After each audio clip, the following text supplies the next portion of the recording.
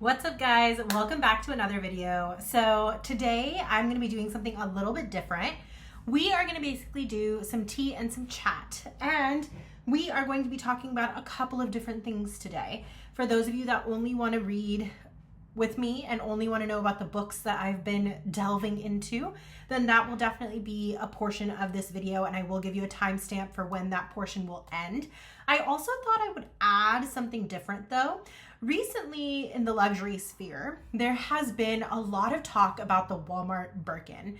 Now, why would I bring this up? This is not a luxury channel. I don't really talk luxury on this channel at all, and I would prefer to keep it that way. However, I do think it's fun to kind of get in on this one little topic because I think it's quite fascinating and very interesting. I am a luxury lover. I always have been. I can appreciate it from afar and wide. I grew up in Texas, and so I was very, very exposed to a lot of the beautiful designers that are out there. And if I'm being honest, a Birkin has been on my wish list for God knows how long now. Those bags are ridiculously expensive though, and yours truly is still not, settled in a new home yet, and she's still trying to find her way in the attending sphere of life. So to me, that is a bag that maybe one day will become a part of my collection when I have earned it, when I have saved for it, when it is something that speaks to me, hopefully for my 35th birthday, but we shall see. And it's probably not something that I'm actually going to share on the internet because I think those types of things should be kept relatively quiet.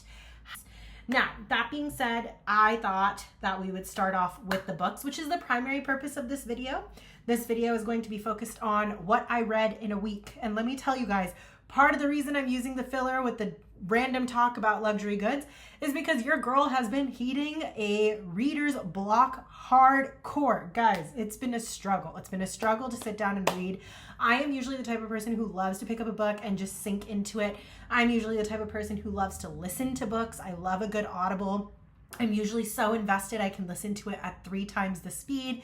It drives my husband and a lot of my friends insane when they get into the car or my phone connects to something and they just hear blah, blah, blah, blah, blah, blah, blah, going on, as my husband likes to say. However, that's usually my vibes, and I have been hardcore struggling, so I don't have too many book updates for you guys right now.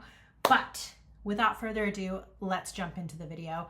I just wanted to introduce myself before I do that, actually. My name is Jaya. Welcome to the channel. I love all things books, as you guys can probably see by the amassed collection behind me.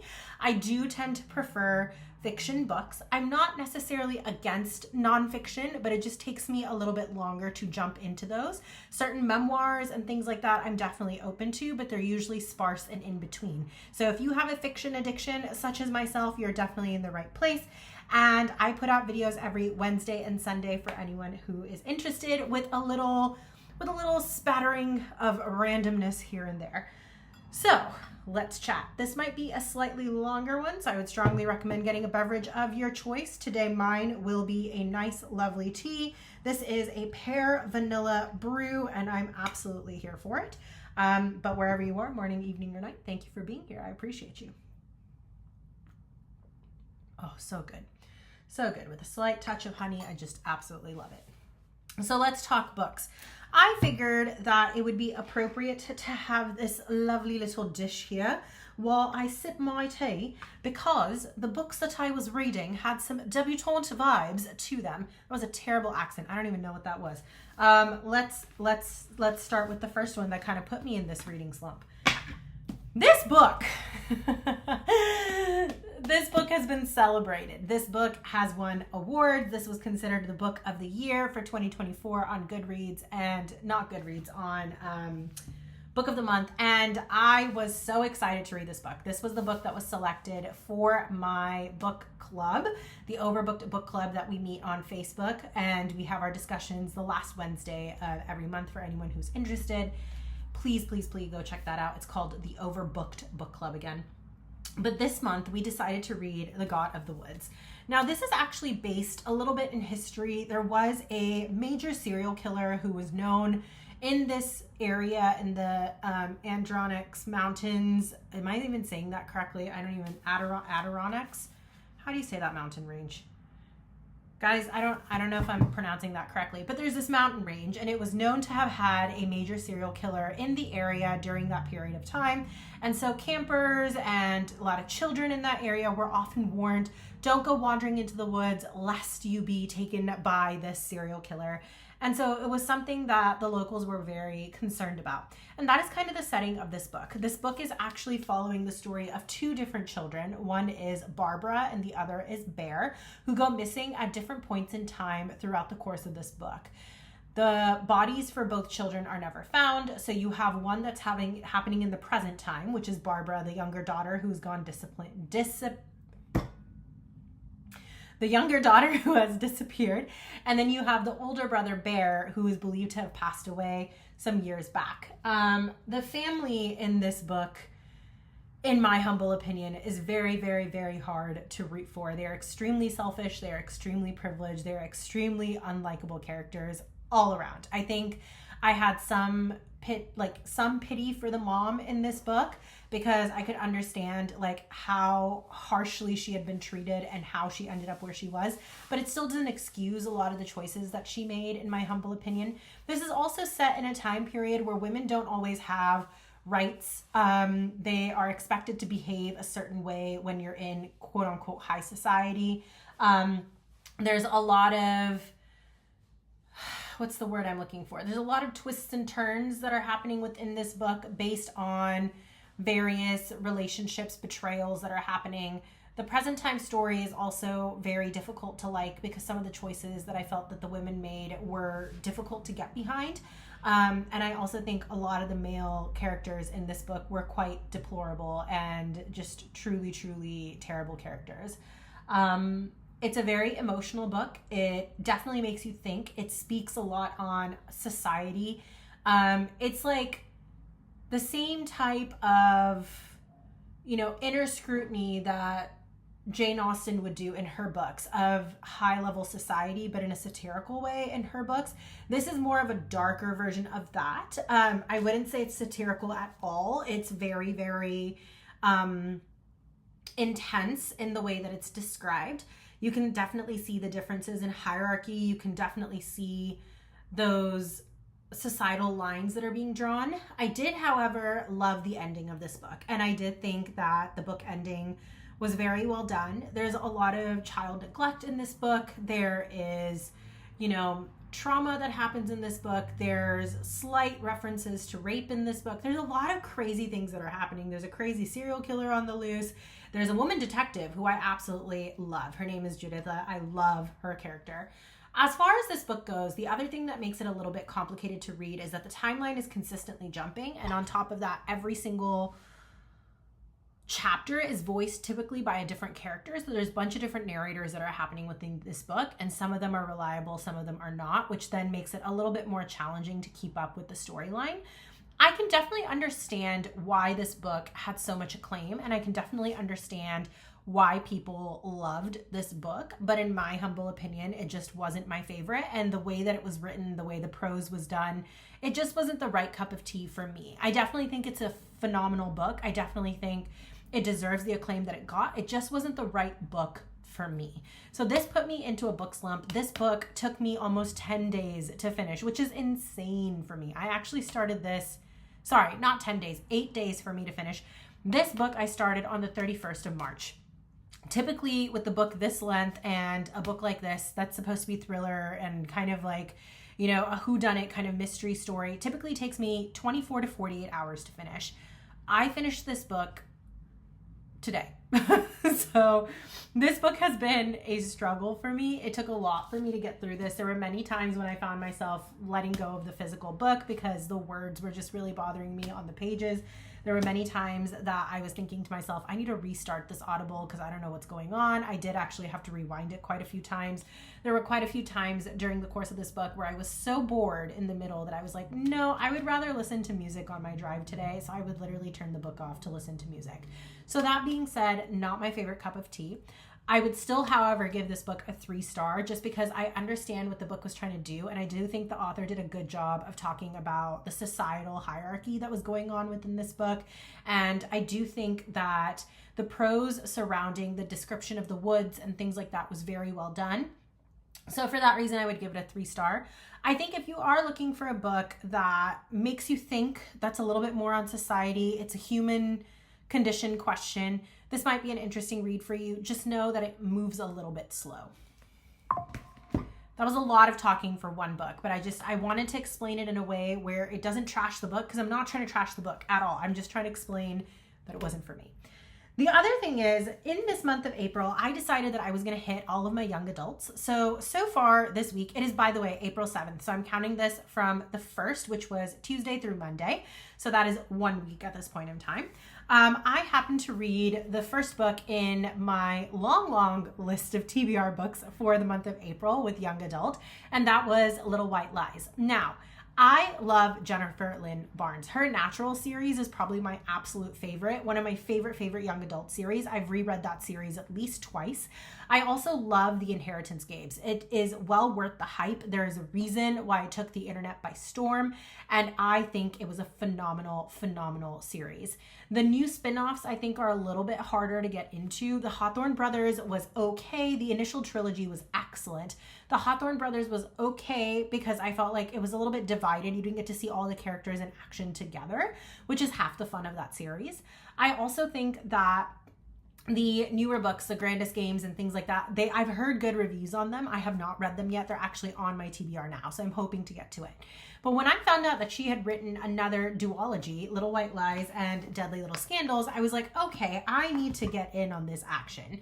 So I finished reading Little White Lies yesterday, and I absolutely loved this book.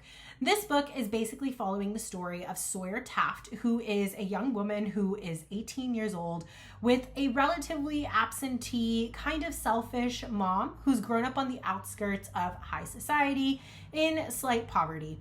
This girl doesn't really have prospects for college. She has gone through a lot in life. She's very tough as nails type of character.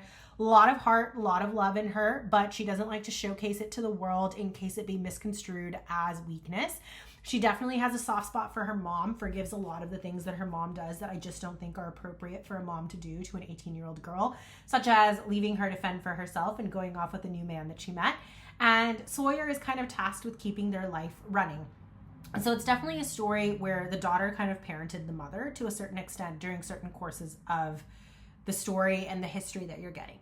Enter Lillian Taft. Lillian Taft is the estranged grandmother who walks into Sawyer's life and says, hey, if you come and be, a part of the family and you do the things that I tell you, I will give you $500,000. This will be written in a contract form. And to entice you even further, if you come join me, I will help you discover who your biological father is.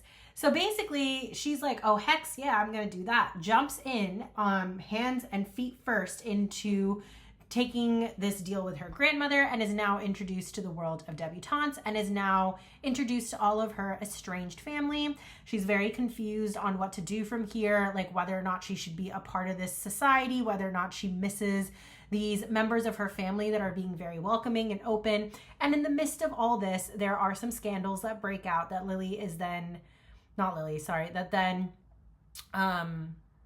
Sawyer is caught in the middle of. So she and her cousin, as well as her cousin's friend and one of their frenemies, end up in this murder mystery type of situation where there was a hit and run and the boy didn't die, but he's in a coma. So in order to catch the perpetrator and the person who's truly responsible for ruining so many lives, the girls start scheming and doing crazy things to get to that conclusion.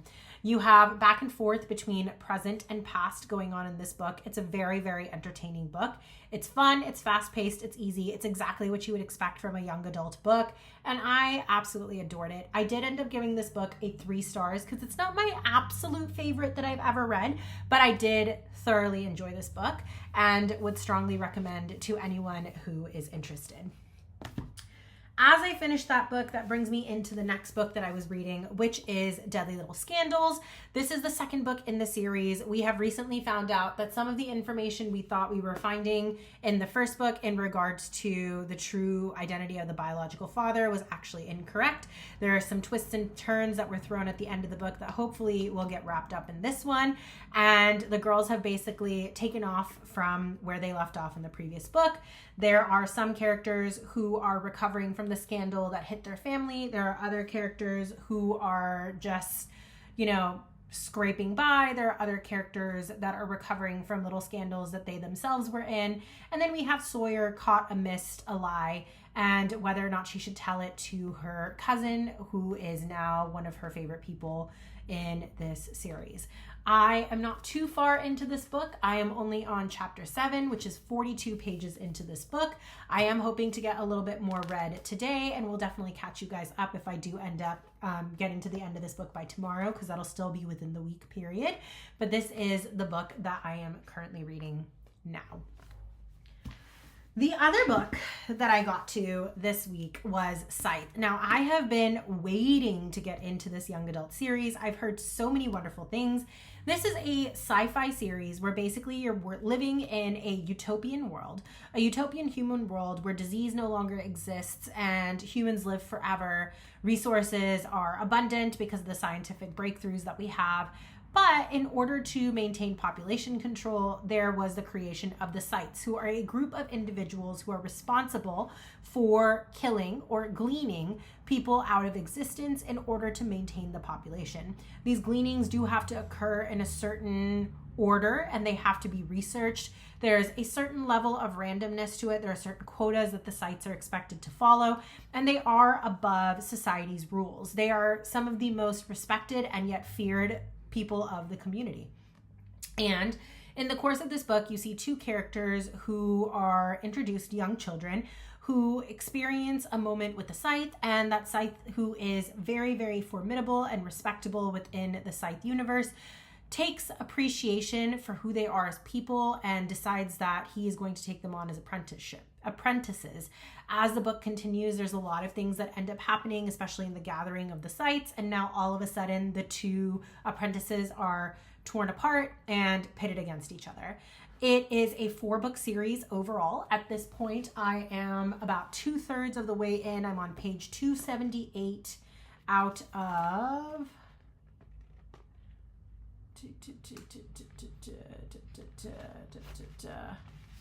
out of 433, so we are making some decent progress, and I do anticipate I'll be able to finish this book today. I'm doing a mix of physical reading as well as audibling this particular book, and I do plan on going for a walk later tonight. So when I do that, I will definitely be finishing up this book during my walk. And so far, I am loving this book. If I had to give it stars right now, I would give it a 4-star. I don't know whether that's going to be higher or the same by the time I finish this book, but I don't anticipate it going down. And I'm definitely looking forward to reading the rest of the series. And that brings us to the conclusion of what I read so far this week. So we are at 18 minutes and 8 seconds at this point in time. If you do want to jump off, this is the point to jump off if you don't want to talk about the handbags. So let's talk bags. This is the Walmart Birkin. I think she is quite stunning. She is a 35 centimeter bag. The exterior is made with real leather. This is obviously gold painted metal. It's not real gold. In the actual Hermes Birkins, you do know that the hardware is coated with true precious metals, so either gold or palladium hardware. The interior is structured the exact same way as the real Birkin would be. So you have the pocket in the front and the zip in the back. You have the flaps that you would expect. I do have a bag shaper inside of there. The back of the bag is very, very crumpled. I'm hoping that I can get it back to a full shape by stuffing the bag, since it did come kind of squished together in the Walmart packaging. These are 2 scarves that I found on Amazon at a very reasonable price. It was like $15 for both, so I did end up putting both of these scarves on the handles just to protect them like I would with a real Hermes bag. This little horse charm actually came with the Walmart bag. I think that's so sweet. I love the fact that they're trying. They really are to kind of make this as close to the real thing as possible. You also get the lock and the key, which I just think is adorable. Now, this bag is made with a true leather exterior. This particular leather exterior, the material they used is actually very, very soft. It's very nice. It does have a PU leather interior, so that does have a little bit of that fake leather smell. I have found that as you air bags out, that scent does go away, and it's not really something that needs to be a cause for concern if that is something that bothers you. I love the fact that the hardware is designed the same way. The arms are designed the same way as the actual bag. You have the pulls to cinch the bag if you wanted to, and to close it. Now, most people wear the Hermes Birkin like this in order to keep the bag open, as it's very challenging to get in and out of the bag if you lock the bag. But overall, I would say this is quite impressive. It also has its own set of feet, which is very, very cute. And I am absolutely loving this. I can see why this went viral. I definitely think this has a lot of quality in it. I do think the stitching and the finishes are quite lovely. You can definitely tell it's not the real thing because all of the stitching is external. The actual Hermes bags are actually sewn inside out and then flipped so that all of the stitching is inside of the bag. Also, in terms of the interior, usually the interior leather and the exterior leather match, or they're both very high quality leathers that are used to make the bag. And in terms of the Hermes bag, of course, you do have the real gold. However, I do think that this is an amazing dupe version, and I strongly recommend this to anyone who is interested. I think there's enough differences where Hermes is not going to be worried. I also think if Hermes is a company that people are striving to buy, or they're interested in getting that bag, they're still going to get that bag. This is not, I think, going to chase any of those customers away. But I love the fact that a brand that plays so many games with its clients, you have to, spend a certain amount of money, or you have to be on a wait list for years, or you have to win, a roulette in order to be able to go in and buy one of the quota bags. I do think for a company like that, this is a great way for everyone to be able to enjoy and experience the style.